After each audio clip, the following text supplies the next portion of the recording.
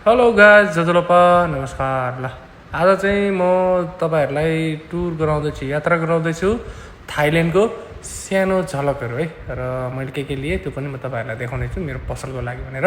र हामी यसरी घुम्ने क्रममा चाहिँ नेपालमा देखिरहेको चिज चाहिँ थाइल्यान्डमा पनि देखा पर्यो है। ल हेर्नु त यो यो लोप भइसकेको छ नेपालमा है, थाइल्यान्डमा देखा पर्यो। यस्तै यस्तै अरू पनि हेर्नु बाटोमा यत्तिकै थाइल्यान्डभरि बाटोभरि यस्तो चल्दो रहेछ अहिले चाहिँ यो एकदम ट्रेन्डमा रहेछ थाइल्यान्डमा चाहिँ। नेपालमा चाहिँ लोप भइसक्यो है, बुझ्नुभयो।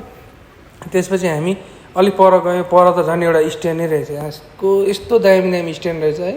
अनि त्यसपछि ठ्याक्कै थाइल्यान्डमा चाहिँ नेपाल यति राम्रो भएको छ काठमाडौँ अहिले होइन, ठ्याक्कै त्यस्तै काठमाडौँकै जस्तो रूप चाहिँ थाइल्यान्डलाई दिएको रहेछ। हेर्नु न यहाँ स्ट्रिट लाइटहरू ठ्याक्कै नेपालकै जस्तै बनाइदिएको छ बालेन सरकारले जस्तै।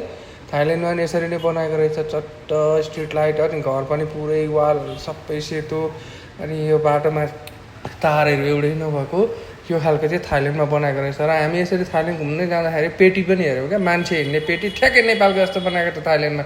नेपालमा अहिले यस्तै बनाएको छ काठमाडौँमा है।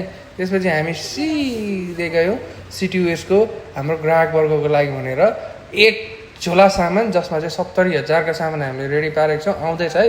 र त्यसपछि हामी थाइल्यान्डको टुर गरेर सामान लिएर र बेलुकातिर साँझमा चाहिँ हामी आफ्नो रुमतर्फ फर्किँदै थियौँ है, बाटोमा फर्क्यौँ।